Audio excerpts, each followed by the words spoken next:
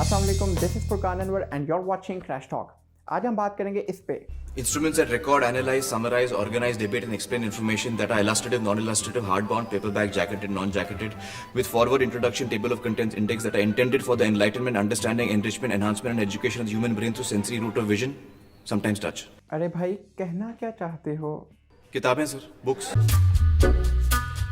On a gathering storm comes a tall, handsome man in a dusty black coat with a red right hand.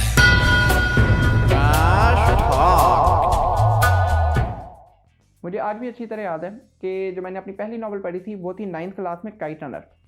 अब उसकी वजह ये नहीं थी कि मैं कोई प्रोडिगी चाइल्ड हूँ, पढ़ना लिखने का मेरा बहुत दिल करता है। वजह सिर्फ ये थी कि मेरी इंग्लिश इंप्रूव हो सके, और उसकी वजह भी ये नहीं थी कि मेरी इंग्लिश इंप्रूव हो सके। वजह ये थी जो एग्जामिनेशन सिस्टम हमारा हमसे डिमांड करता है, भाई तुम्हारे पास कोई टैलेंट हो या ना हो, तुम्हारे मार्क्स होने चाहिए। तो साइंस में तो आपका भाई चीता था, लेकिन जो चीज़ मुझे डराती थी वो थी इंग्लिश, उर्दू, पाक स्टडीज़ और इस्लामियात। पाकिस्तानी था लेकिन पाक स्टडीज़ डराती थी, और मुसलमान था लेकिन इस्लामियात डराती थी। तो इंग्लिश इंप्रूव करने के लिए काइट रनर पढ़ना शुरू की। अब अगर आप देखें तो वो कोई बहुत बड़ी या बहुत छोटी बुक नहीं है, मीडियम साइज़ की बुक है। फिर भी उसे पढ़ने में मुझे तकरीबन महीना लग गया, 3 हफ्ते लग गए। उस वक्त तो मैंने जो भी सोचा कि नालायक हूँ, पढ़ा नहीं जाता, जो भी। लेकिन अगर अभी देखूँ तो उस वक्त मेरी अल्फाज के साथ शनासाई नहीं थी, तो इसलिए मुझे पढ़ने में और समझने में काफ़ी टाइम लगा। और पूरा महीना लगाने के बावजूद ऐसे नहीं है कि मुझे पूरी काइट रनर समझ आ गई। उसके बाद मैंने उर्दू नावल पढ़ी, पीरे कामिल, उर्दू इम्प्रूव करने के लिए। तो पहली बार ऐसे हुआ कि जी बुक पढ़ के मुझे रोना आया। मतलब अगर आप कोई विजुअल देखें मूवी के तो आप एक्सपेक्ट कर सकते हैं कि मूवी है, मोशन है, कैरेक्टर की फीलिंग्स हम समझ सकते हैं तो हमें रोना आ सकता है। लेकिन वर्ड्स, काली लकीरें पढ़ के रोना आना, दैट इज़ नॉट एक्सपेक्टेड। तो खैर मैं क्या करता, सालार रो रहा था, इमामा कहीं छुपी हुई थी, वो उसको देख के रो रही थी, मैं दोनों को देख रहा था, तो मुझे भी रोना आ गया। जज्बात पे काबू नहीं रख सका। उसके बाद मेरा किताबों के साथ इमोशनल कनेक्शन डेवलप हो गया। तो अभी तक मैंने जितनी किताबें पढ़ी उसमें जन्नत ke Patte, 40 rules of love, Insidious, Angels and Demons by Dan Brown, subtle art of not giving up, P, 48 rules of power, और करंटली जो मैं पढ़ रहा हूँ वो है इन्फर्नो।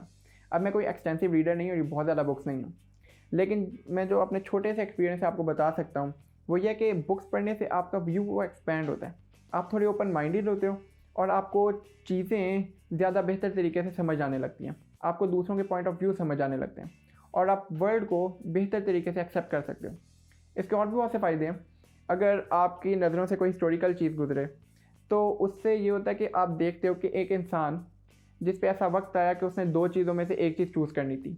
एक जगह खाई थी, दूसरी जगह कुआं था, फिर भी उसको कोई बोल्ड डिसीजन लेना पड़ा, या तो अपने लिए, या अपनी फैमिली के लिए, या अपनी कंट्री के लिए।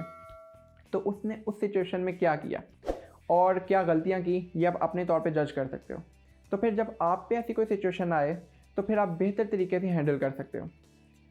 तो मेरी आपको यही रिक्वेस्ट है कि आप पढ़ना शुरू करें, चाहे एक दिन में एक पेज ही क्यों ना हो। ज़रूरी नहीं है आप नावल पढ़ें या कोई सेल्फ इम्प्रूवमेंट बुक पढ़ें, जो आपका दिल करता है आप वो पढ़ें। बेशक आप न्यूज़पेपर कुछ पढ़ना शुरू कर दें, लेकिन अल्फाज के साथ थोड़ी शनासाई पैदा करें। अब मेरी बातों से आपको कोई फ़र्क तो पड़ना नहीं है, लेकिन जाते जाते ये बता दूं कि इस दुनिया में मंटो की किताबों के अलावा और भी किताबें हैं जो पढ़ी जा सकती हैं। समझे मियाँ? So this is it. अगर अभी तक आपने मेरा चैनल सब्सक्राइब नहीं किया तो सब्सक्राइब एंड सब्सक्राइब, और बेल आइकन पे क्लिक करना हरगिज़ मत भूलिएगा। This is Furqan Anwar and you are watching crash talk.